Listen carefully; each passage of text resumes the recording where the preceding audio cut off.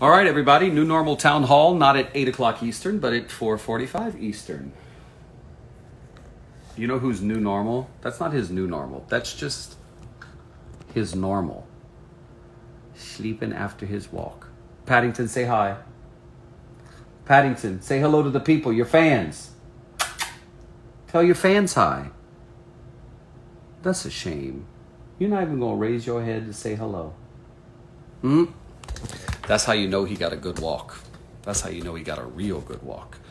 So welcome in, everybody. We usually do this at 8 o'clock at night, but 8 o'clock sometimes gets late for me because I try to exercise, do something to stay healthy while I'm inside, and have some dinner and get to bed early. And sometimes 8 o'clock pushes it too far back for me. And I also have to work with my team to figure out, what we're going to do for the next day. So we're collaborating on a script and interviews, and I'm doing interviews throughout the day. So anyway, I thought, hey, well, let's do some afternoon new normal, right? So welcome in, everybody. We'll start with Nancy about our new normal. Hello to all of you. Come on in, Nancy. Hello. Hi. Well, hello. Why are you wearing a surgical mask? Because I work at a hospital. Aha. Okay, good. Which hospital? I work for Columbia Presbyterian Maternal Fetal Medicine. In what medicine? The maternal fetal medicine. Oh, you're in the labor and delivery unit. But I work for the private office of the doctors. Okay. So you're at the doctor's office right now? Yes. Okay. All right. So tell us about your new normal. New normal? Never normal here. It's not normal. Well, the new normal is a lot of virtual visits here. Okay. We don't see many patients in the office, but we see a few. They have to come in. But most of the patients are uptown at the main campus. If you're doing telehealth virtually, then why can't the doctor be at home? Like, why do you guys have to go into the office? Because they come in to see patients as well. Like, there's some people that they have to see. Oh, some patients do have to go in. I got you. Okay. Right. So, yeah, that's what we do here.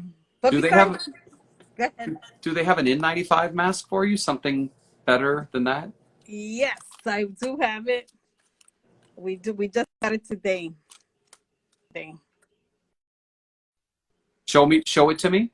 Okay, hold on. Come here, help me. I'm on the call.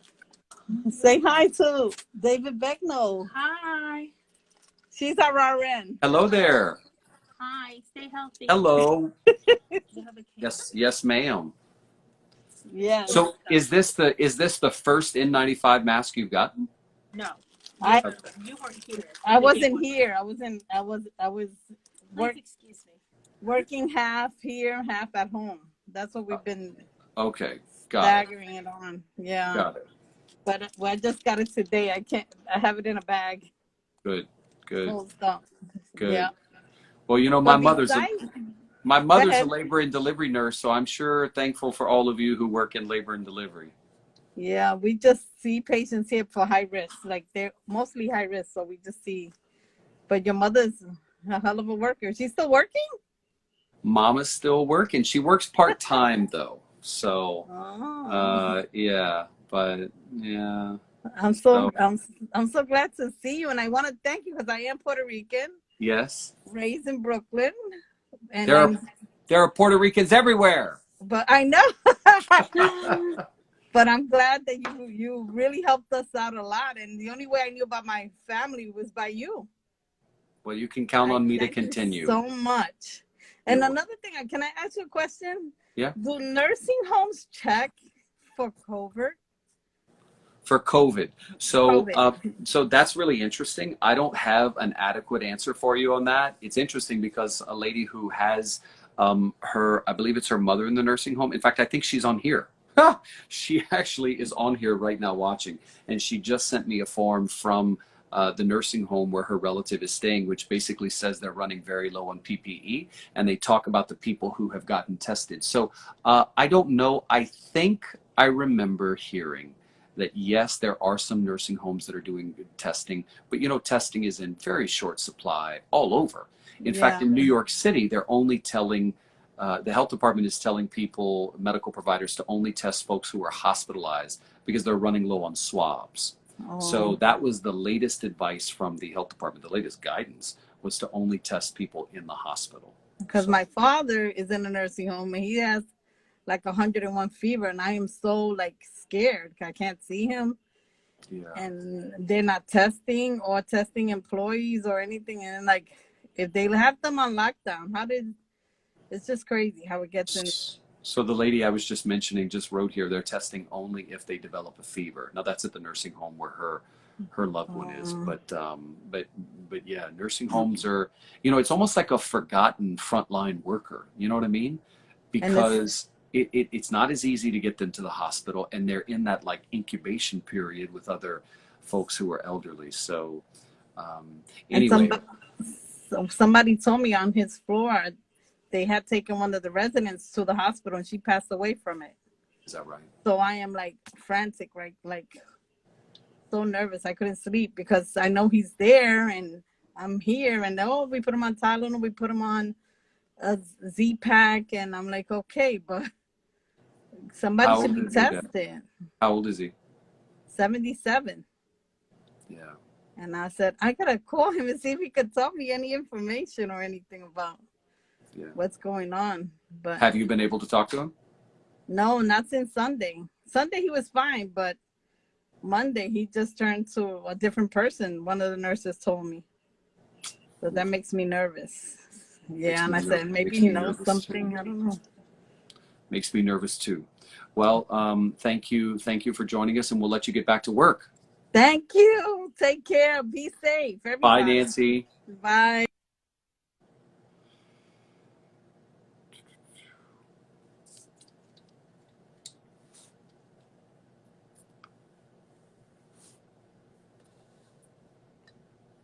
I'm going.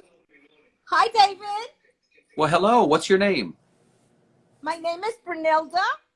I'm in Brunilda. Puerto Okay. Rico, Where in Puerto Rico? in Calle. I'm in between. Well, I'm in between. My house is in between two towns.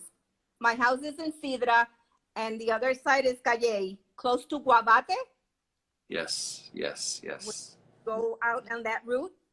But we're here. We're home, and this is our new normal.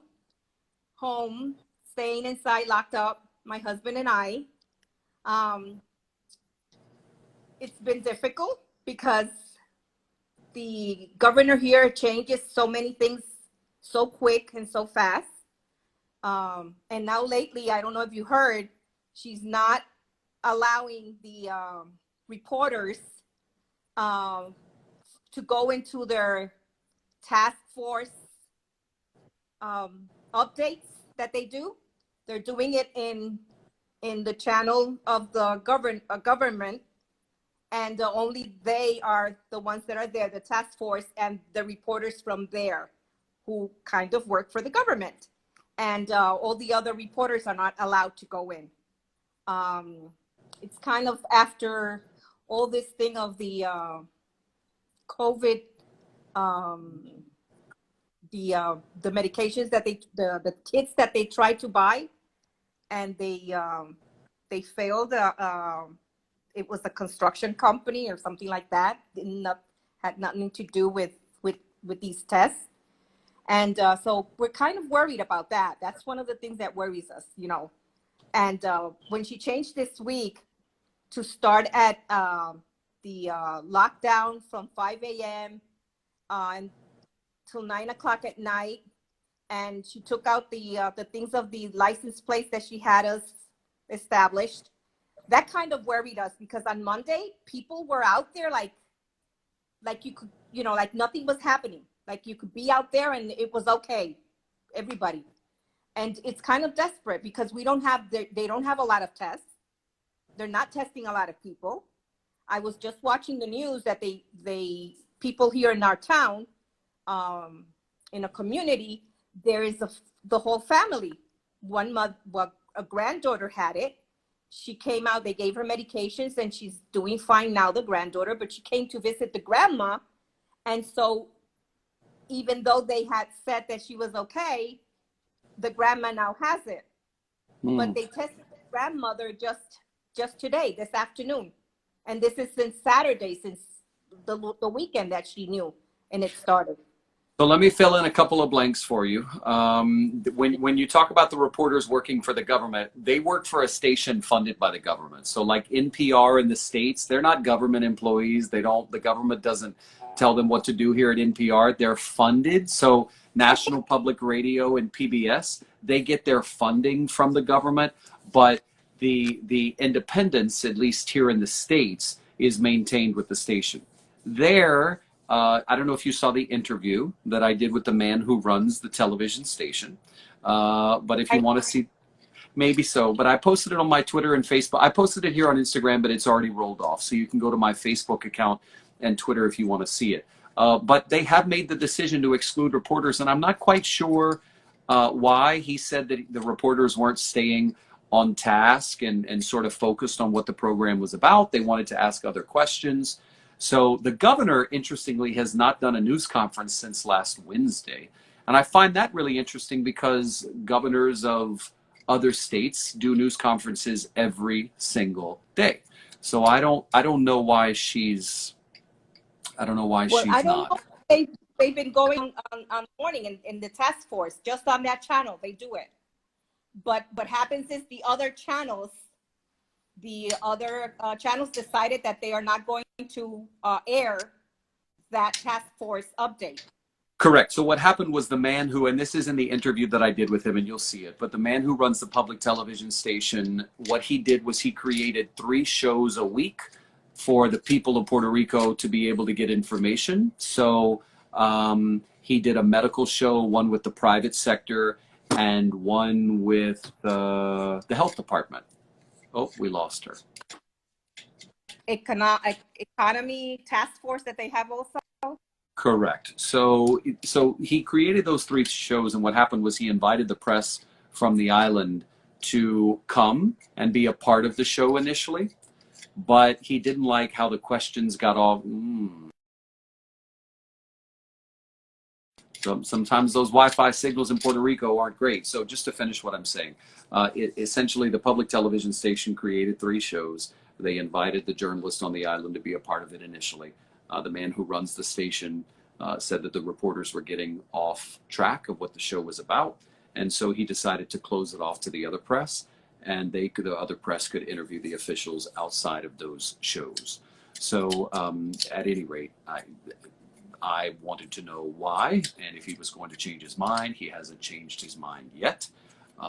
The Journalists Association is obviously very bothered by the fact that these people who have been put to work by the government, the medical task force, the health department, are spending an hour talking on the public television station, but they're not answering questions from the rest of the press on the island.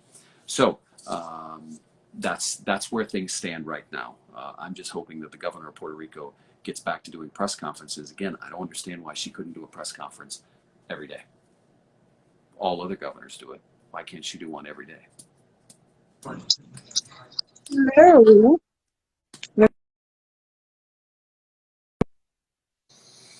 Okay, so I don't know if it's a Wi-Fi issue across the board or if we're just having Wi-Fi issues with people. So I just brought some lady in and she didn't pop up. We could just hear her. Well, hi there. Hi, What's your name? my name is Mimi. Hi, Mimi. Where are you in the world? I am in Rhode Island. Oh, Rhode Island. Okay. Mimi, stand by because I need to get a charger before you go bye-bye on accident. Hold on just 1 second.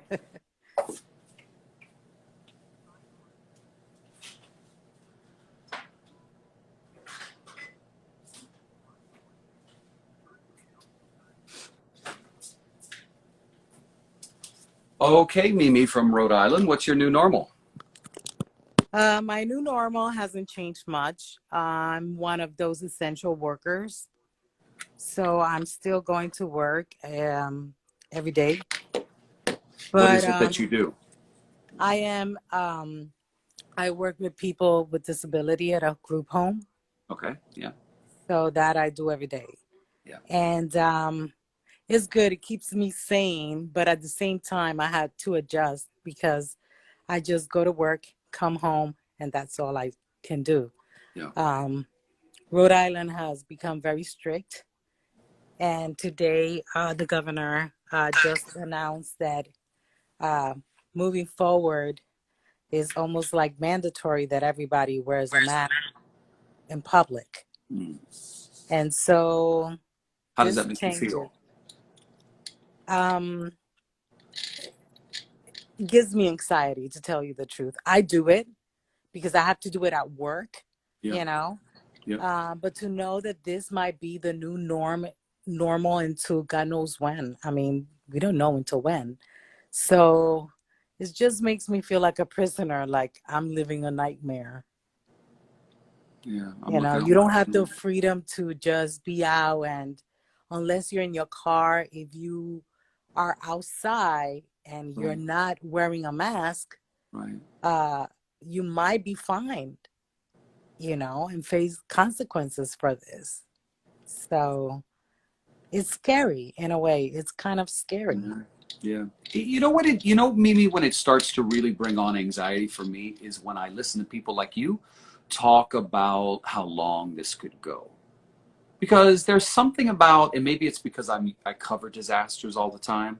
Like I can compartmentalize disasters, right? Like a hurricane, other than Hurricane Maria in Puerto Rico, a hurricane hits. It's a 7-day process. The rebuilding starts, whatever. You know, like a tornado hits, it can be deadly, and then there's a week or two. You know,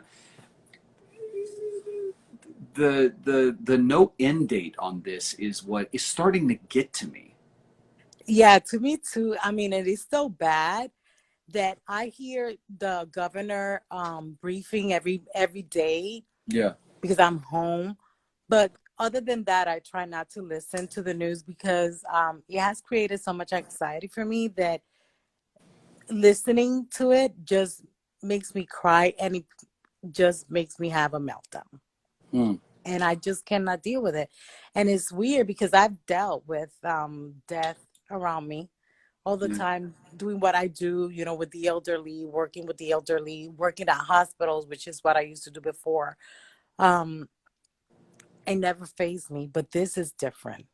Well, I want you to know, you know, I take it seriously when people say I don't watch the news because obviously that's what I do, and so you know, I want you to know that like when I'm writing my story, you know, we try and bring a variety to it, you know. So like Well, tomorrow morning's story talks about there was a slight uptick in New York with a number of deaths, but also mhm. hospitalizations. There's a food processing plant in South Dakota where like more than 400 employees have tested positive, and so the closure of that could affect the food chain. But there's also going to be, and we're also going to talk about health. There's some new information out from the CDC that talks about healthcare workers who have died, doctors and nurses. But there's going to be a moment in the story tomorrow where you're going to hear from someone who has recovered and wants to talk about the recovery process because this is a 25-year-old woman in New York City who I initially did a story on. And she wrote another op-ed in the New York Times basically saying, we're not talking enough about the recovery. And And she it's true. says, yeah, and what she said, Mimi, was, I got home and for the last 3 weeks I've dealt with debilitating gastrointestinal issues, headaches, brain fog, sort of like a mental wash, trying to recall like basic things in the house. Like I know what that is, but I'm kind of searching for the word. Those kinds of things. Because when we hear somebody got out of the hospital, it's like, well, they're better. But people who are recovering are talking about a weeks long recovery. So anyway, just so you know, it's like I try not to No, make it but all doom and gloom. let me tell you something. I don't follow regular news, but I've been following you for a while. Yeah. Okay. And because you bring me hope, you just don't talk about the negative stuff. And the way that you expose the news, it brings hopes to people and it gives them something, I don't know, it's easier to digest coming from you, you know, I guess. Well, that means Um, a lot. That means a lot because you know what? I'm also mindful of my tone. Because I yeah, can come to you and I can say to you, you know, Mimi, 700 people died today. And the way there's a way to say it where you scare the shit out of absolutely. people. And there's a Absolutely. way to say it where people are informed, but they're not running for the hills. Because you can't sugarcoat the information. You can't sugarcoat the facts. You can't whitewash them. You can't sanitize them. But you can, with the right tone, deliver what people need. I always say, Mimi, the news doesn't need to be dramatized because there's enough drama in it. There is. There's enough drama. So when I tell you 700 people die, I don't need to sell you on that. I don't need to, like, you know, put my inflection and go, like, just let me tell you what's going on. And that's really the approach that I try. Like, let me walk you through what's happening. And I appreciate you for that because, like I said, funny thing, I haven't had cable or a TV in my house for over a decade, right? Yeah. So whoever I follow, you know, on the phone and stuff like that. But I started following you when you were covering Maria. And since then, I've been like an avid follower. I've been trying to get here, talk to you since forever, different topics all the time. I'm so glad we got you on. Yes. But like I said, I appreciate the way you expose the news. It's less traumatic, to tell you the truth. I mean, at least for me. So I appreciate you. That means a lot. And you know what? When I hear from people like you, it makes me want to continue to do more of that, you know? And can I tell you, before I let you go, I'll let you in on a little something. What happens to you in life is what evolves you as an individual. And what happened to me in Puerto Rico changed me like a journalist, like no other story I had covered. Wow. Because there is a point at which you face the worst case scenario day after day after day after day after day after day. And it has a way of stripping away from you all the pretension and the pose and the I'm ready and the TV voice and everything. And what happens is you just stand in front of the camera and you say, let me tell you what's happening. And I get emotional talking about it, not meaning to, but that story singularly changed the way I tell the news. And it's okay, get emotional, because that's what makes you real. That's what sets you apart from the rest. Yeah. You know, that you are in touch. I call that being emotionally naked. Vulnerable, you know. Yeah, I love the word vulnerable. I'm such a big believer in vulnerability because, Mimi, I believe it is through our fears that we connect. Definitely. That's where we connect, right? Yes. Because fears have the way of making people pay attention, soften their heart, listen to you, want to help you. That's what fear can do. So that's why I'm not afraid of fear and I don't run away from it, because fear is what changes us. I'll leave you with this. There's a wonderful book in high school that I read when I went to school called Will the Real Me Please Stand Up? And it was written by a Jesuit priest. And there was a saying of all of the sayings in the book that he said, this is the one I remember the most, quote, "We will only change when the presence of pain in our lives is too much to bear." Wow. We will only change when and so that means change is painful. Deep. Change is uncomfortable. Change gets you out of your element. Change makes you worried and fearful, but that's what brings about change. How many people do you know that are constantly talking about change and and nothing? Exactly. But they change only when the presence of the pain becomes too much to bear. When it is too much to bear and I cannot take it anymore, the change happens. That's when change happens. Mimi, you and I just did a little therapy here on Instagram. There you go. I love it. From Rhode Island. Nice to meet you. Likewise, David. Keep doing what you're doing, man. It is important to us. Thank you, Mimi. Bye-bye. That lady's a sweet spirit. That lady's got a sweet spirit about her. Okay, who's next? Looks like Javier, maybe? Oh, David, how are you? Javier here. Well, hello, Javier. Where are you? I think you're in Puerto Rico. Yeah, down in Puerto Rico. Where on the island? Here in Bayamon, closer to the mountain. Bayamon. Okay, tell me about your new normal, my friend. So it is very interesting. My new normal is being in Puerto Rico. So I moved to Puerto Rico I've been planning this for about 5 months, but I arrived at Puerto Rico the first day the lockdown started. So Wow. it's been insanely challenging. I mean, right now we're okay. You know, we're healthy. My wife and my kid, we're good. We have a house, electricity, running water. You know, everything's great.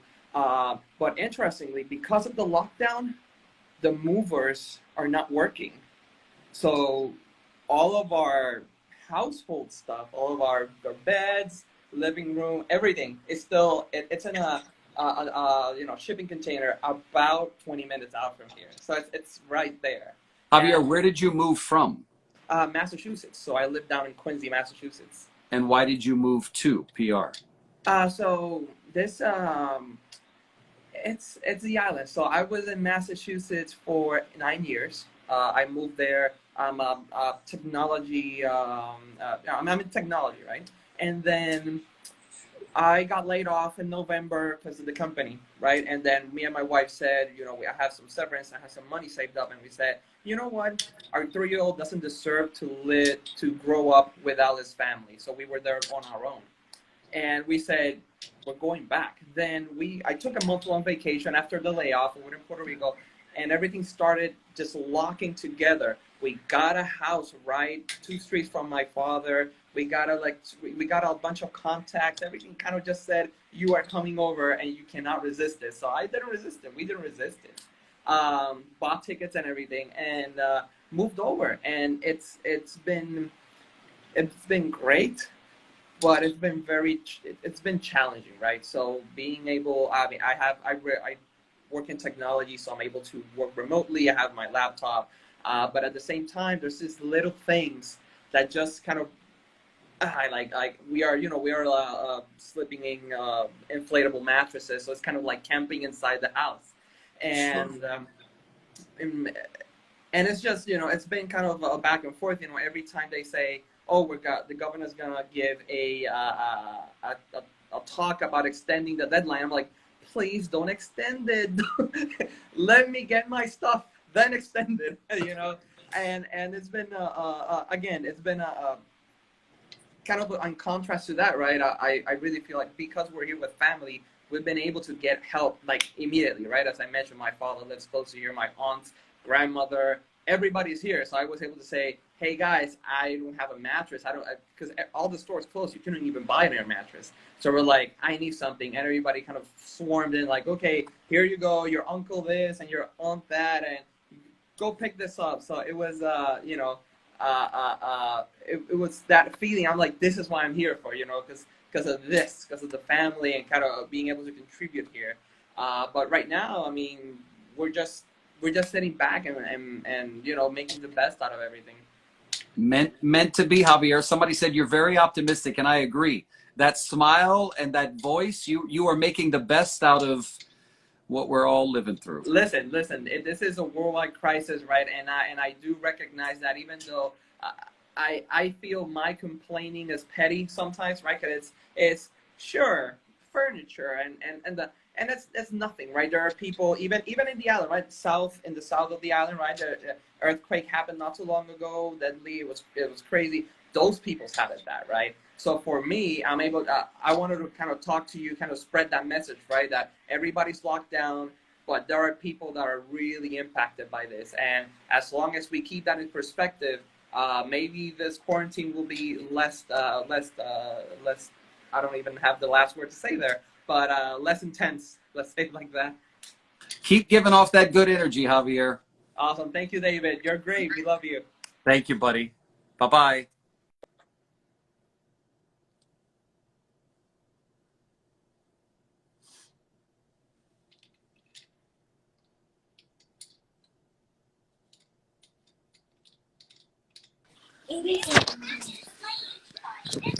Oh, that's me. What's your name? My name's Maribel. I am from Puerto Rico, but I live in London in the UK.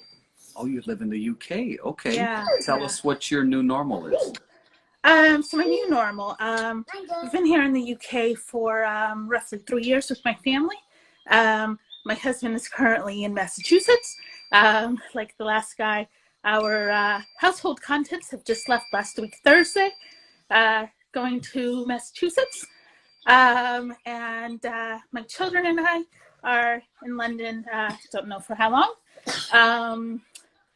because we have had 3 flights canceled going to Massachusetts. So now we're waiting to get a flight. Obviously, we could find a flight on another airline, but it's just kind of a big mess at this point. We're just waiting and seeing when we can go. I hear a little shake in your voice. Is it nerves because you're on here live, or is it emotion because of what you're going through? Perhaps a bit of both. I guess the real struggle of it all is our family has been separated. I am basically in an empty house. We have one room that's furnished in London by myself, and there's no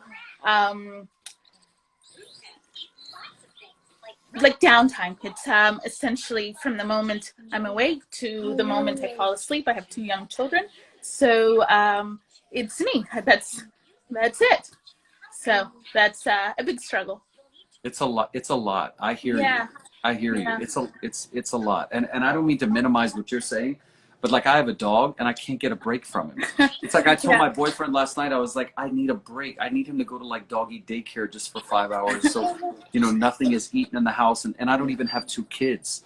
So Yeah. I hear, what have you found as a way to give yourself an hour? Will they watch TV? Are they old enough to be entertained by TV?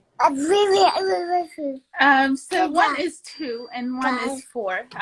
So school here, the first year of school, starts at 4 years old. So he has e-learning, but a 4-year-old can't possibly sit in front of the screen for 8 hours and do schoolwork. So that's a big challenge. The biggest challenge of that is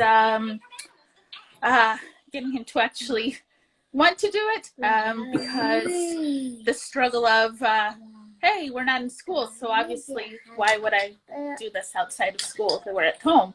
It's playtime. So that's a big struggle. And then having the younger child that wants to just emulate everything that the older child does, but it doesn't always work. So downtime is not something that I get. Yeah.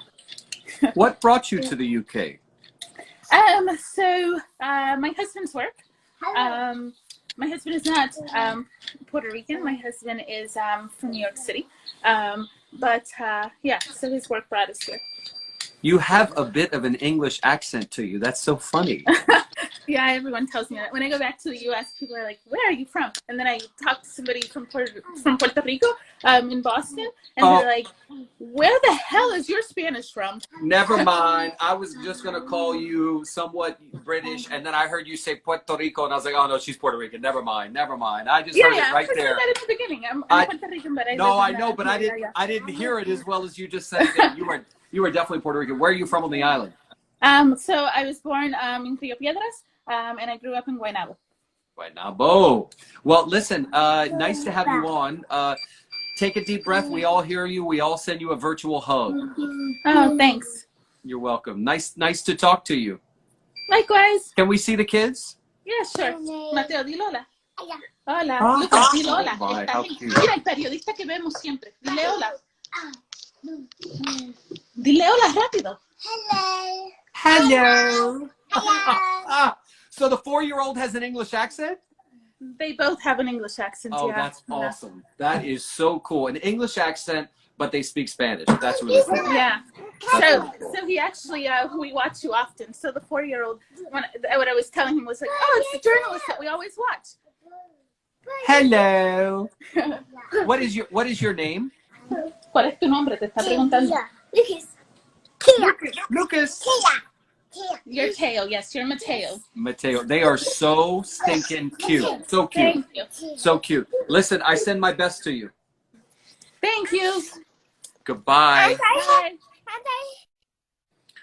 Oh, Lord.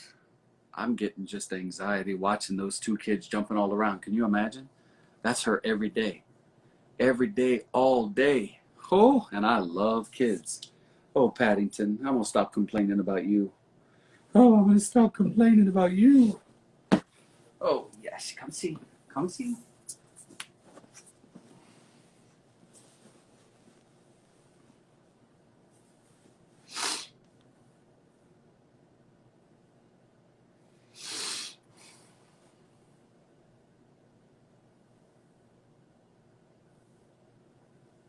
The only reason quietly and so, affectionately is because he was sleeping. And so if I get him when he's sleeping, then he'll stay. But let's see how long this lasts. Let's see how long this lasts. Oh, I thought he was gonna lay his head right there on the pillow. Oh, see, I told you. Gone.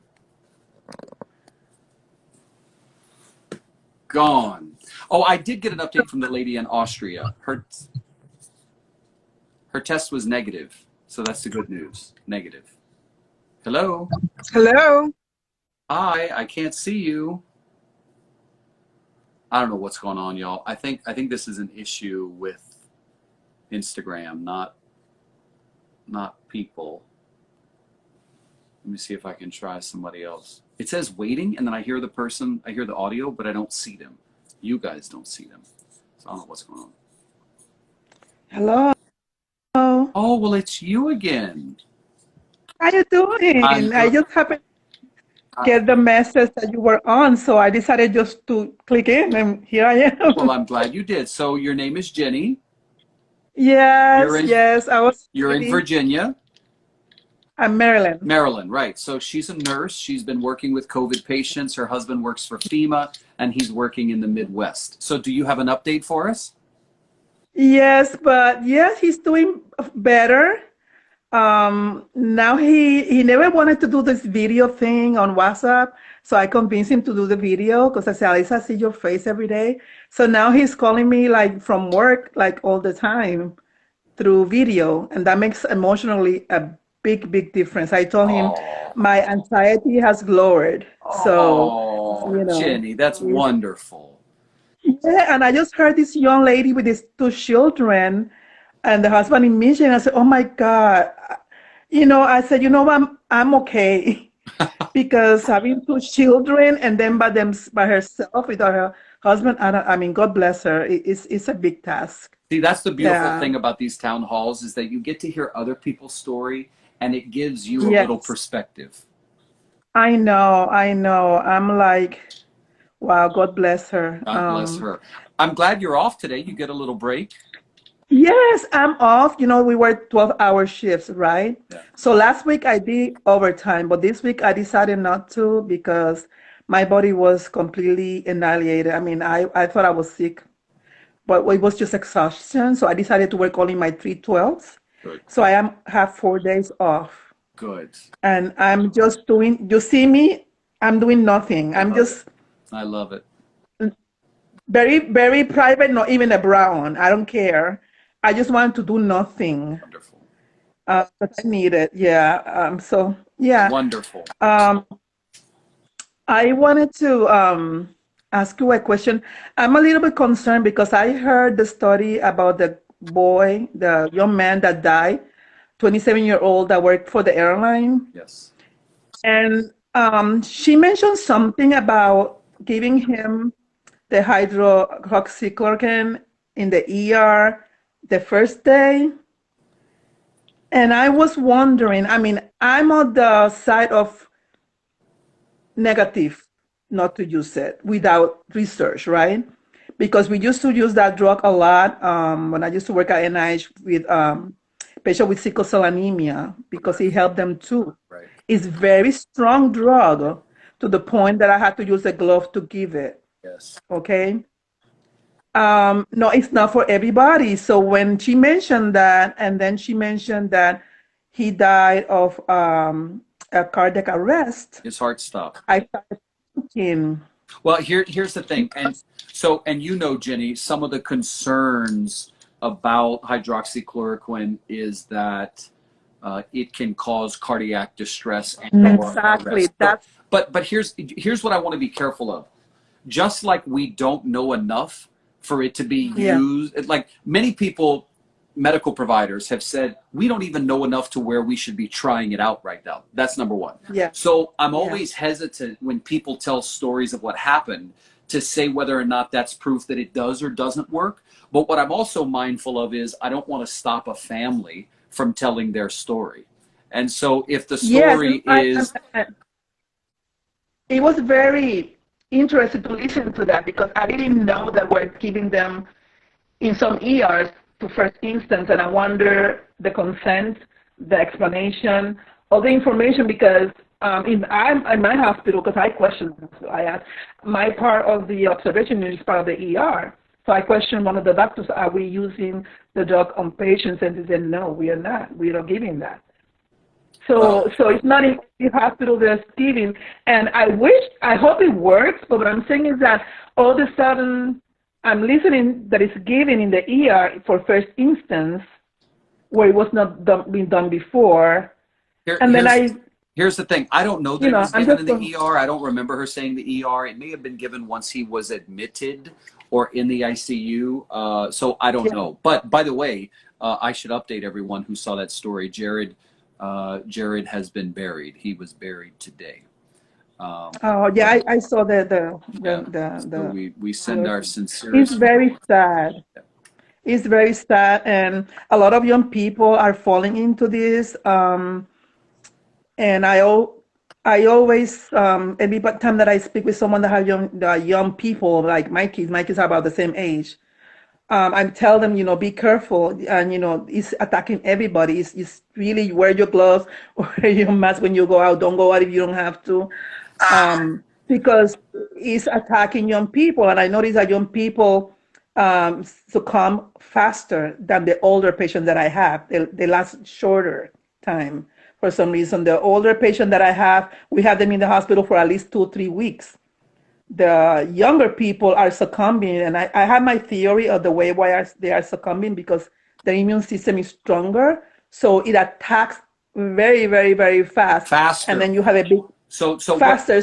So what Jenny's saying is really interesting. There is something called a cytokine response, where sick patients whose immune system, basically what happens is, and this is some of what the research is finding, that the virus in the body in some ways is not as powerful as the immune system, which goes nuts and starts attacking the body. So it goes nuts. Correct. So some of what is being used, in fact, there was a story, and I would encourage you, Jenny, to check this out. The New York Times and the LA Times had a story with a doctor that I'm actually trying to talk to. He's based in Seattle. He was treating COVID patients, got sick, went to the hospital, tested positive, and the doctors tried something new. There was a treatment that had been used in both China and Italy, where essentially they used a medication to stop the cytokine response. And they were very successful, they believe, and he recovered very quickly. And so that's the thing. And so maybe there may be an evolution in thinking that the treatment, though not directly for the virus, the treatment is stopping the immune system from becoming even more potent than the virus. Does that make sense? It goes haywire, and then the inflammation response is so big that they cannot. Otherwise, they would have been able to survive, especially the young people. Yeah. That's interesting. I never thought of it like that. So the young people have stronger immune systems, arguably. Yeah. So that immune system is in a better position to be even stronger in attacking the body. But at the same time, it damaged the human. Of course, yeah. It's so strong. Of course, yeah. And that's my explanation also for the guy, it was a sailor that died on the yes. These people, to be able to serve, you have to be in tip-top health condition. True. So I'm not sure that he did not have. True. But then something that's a short. It was a fast. Look, Dr. Debbie Birx with the White House Coronavirus Task Force has already said the data out of the United States is inconsistent with the data out of China. And the data we initially heard was, if you're older, you're far more at risk. If you're younger, you're not. And that's not been the case. It's not been the case. So our Because data it's a is different. virus. Our data is It's a different. virus. Yeah, but also our underlying conditions are different. Our strengths are different. Exactly. Our food The system history is different. right. This country has African Americans and Latinos, and actually it also Native Americans. Health conditions are very, very, very. It's a point of why they are succumbing to this disease. It's a socio-economical issue. It's a genetic issue when it comes to African Americans with high blood pressures. The diet has a lot to do, but diabetes is a big thing in the Latino community. Overweight is a big issue on the Native American, plus diabetes also Native American. So these socioeconomic issues have a lot to do why the response is different than it happened in China. If you look at Italy, Italy was a lot of elderly people that die a lot because of Italy, the area. So, it depends on the country, the way the virus is. I always say to my husband is a microbiologist first. He studied microbiology, has a master's degree, but then through the Red Cross, he started working with for FEMA. So he's a science person like me. So he said, you know what? We have to take off our hat to this virus because it's a perfect virus. It's so strong, so virulent, more than others. So, and people have to see it that way. It's a very smart virus. It changes depending on where it attacks. Yeah. So that's why, it's a lot to learn about it. We don't know almost nothing. I think we only know like 5%. And that's why I think there's a lot to learn. And that's why We only learn. Go ahead. No, we have, this is just the tip of the iceberg. We don't know anything about this virus. So the most important thing we've done as a world is social distancing. That is the most important thing we have done as a world is social distancing. You don't have to take a pill. You don't have to put in an IV. Just stay the hell away. Listen, David, I'm telling you one thing, David. My husband thought I was crazy when he saw me ordering masks in January when we started listening to China. He thought, why are you doing that? He said, I know that this thing is coming this way and it's a respiratory disease, so it's airborne. I don't care what the CDC is saying. I don't care what people are saying. This is a very, very, very virulent virus. So, and then I started sewing masks in February because it was difficult to order. So he kept saying, but he said like, why are you doing all that? And I said, why do you should know better. You have a degree in microbiology. You should know why you think it is. The CDC is not telling the whole story. The government is not telling the whole story. I work at NIH in infectious disease for 11 years. We work with Ebola. All our patients were also in isolation rooms. A mask for me and a gown is like a normal thing because that's what I did at NIH. So I know if it comes from the lungs, it's something that we as a nurse is airborne. For you to tell me that you don't need a mask to go out in the beginning, to me that was an insult on my face because I say as a nurse, and I know doctors out there know that that's not the truth because if it comes from the lungs, you cannot breathe it out. So I know why in the beginning they said not to wear masks. There was not enough equipment in the country to everybody to have a mask. If you tell the country in the beginning, you need to have a mask, they will have like no equipment for us nurses in the hospitals to treat the emergency. And I really upset about the government in a way because I think we deserve that truth from the beginning. You see, I have equipment in my hospital. My hospital prepared for some reason ahead of time, Johns Hopkins. We had no issue with equipment in Johns Hopkins. Why? Because they knew. They have all this information coming from China directly. So they knew.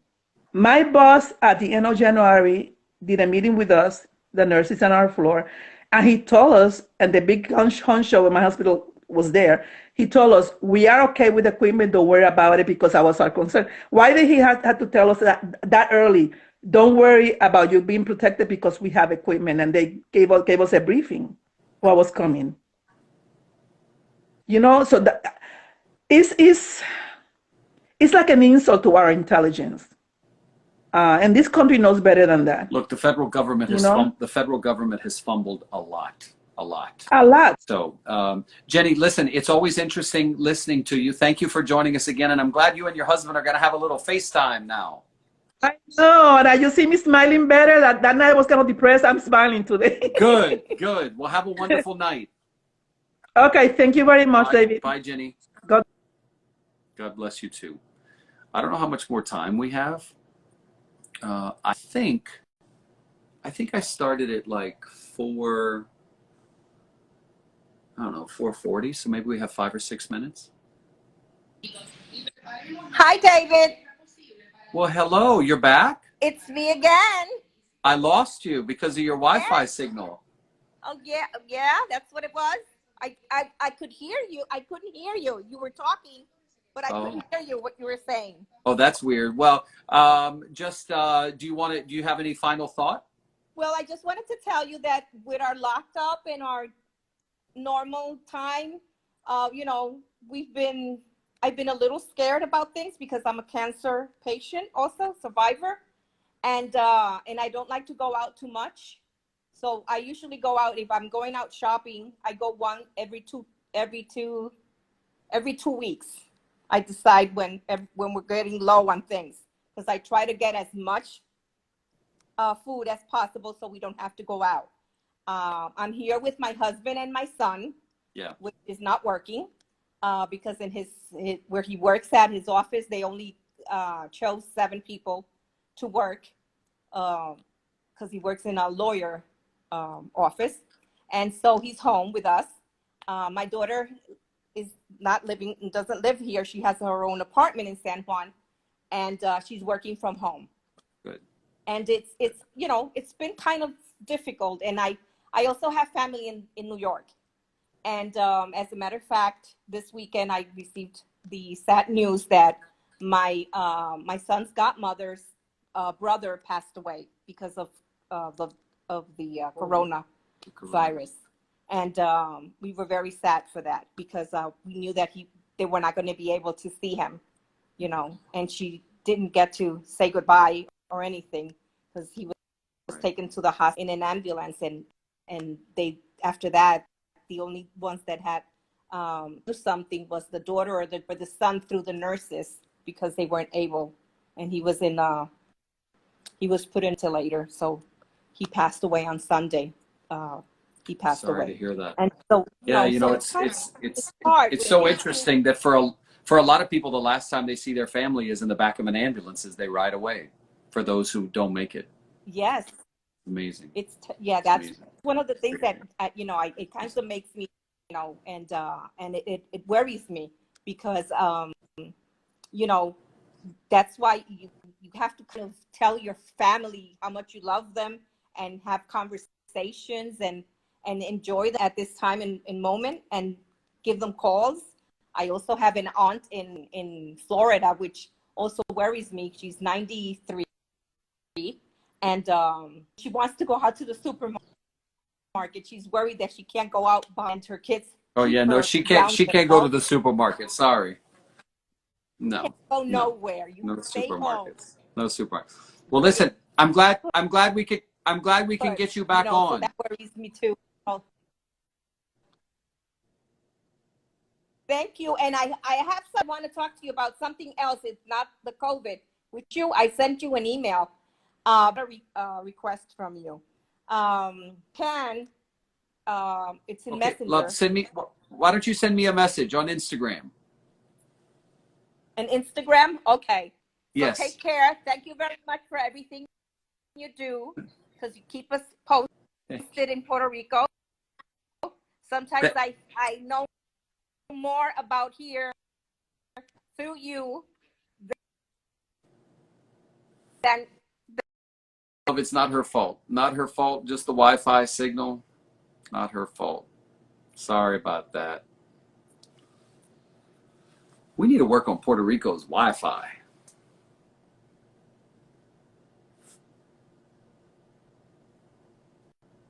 I feel like we're constantly getting interrupted with Wi-Fi issues with people who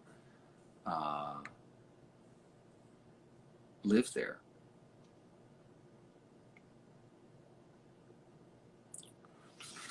So remember, guys, you have to have a public account, and if you want to join in, it can't be private. It won't give me the option to bring you in.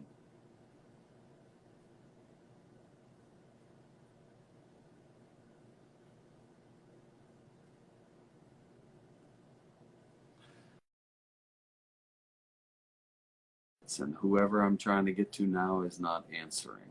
So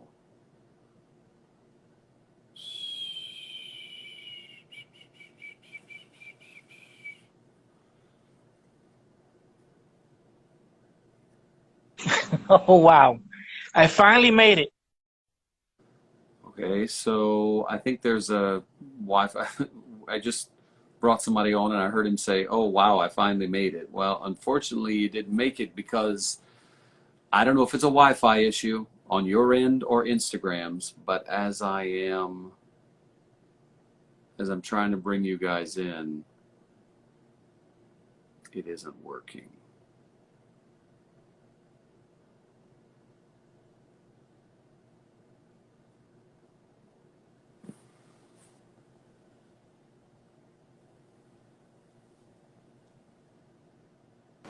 Get out of here!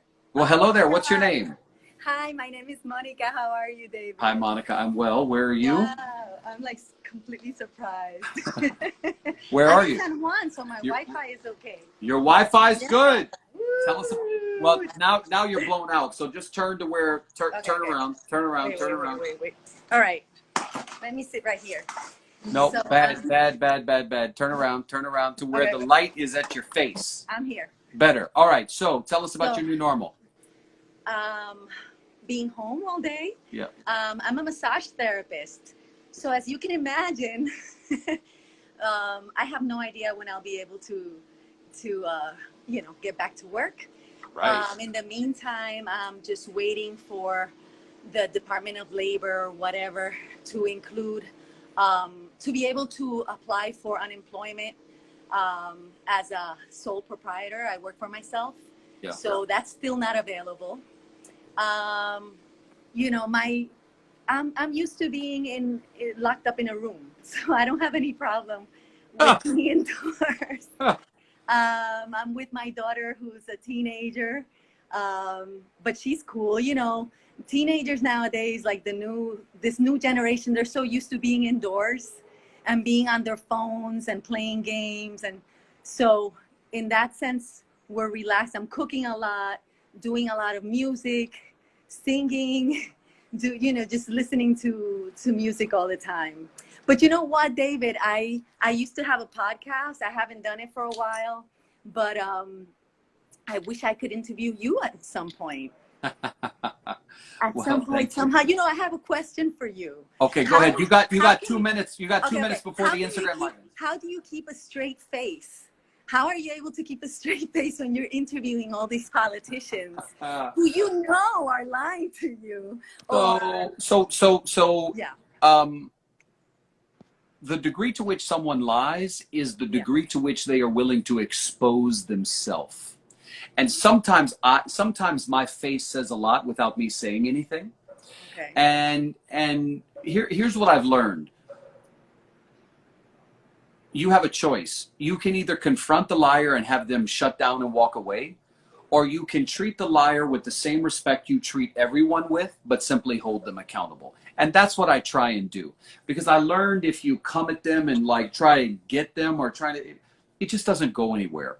So people in positions of power lie. Okay, well, that's a given. So can I get them to tell the truth? Can I get them to admit some things? And can I get them to drop their facade and maybe be vulnerable?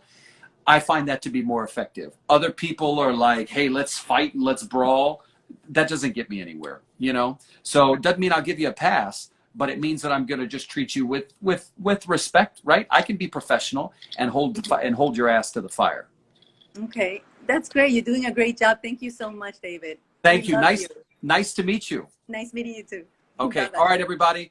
I think the Instagram police are going to get us. So we'll do this again tomorrow. I don't know what time, but I'll post an hour before I do it. Okay. So have a wonderful night. I know I will. I'm going to exercise and go to bed early.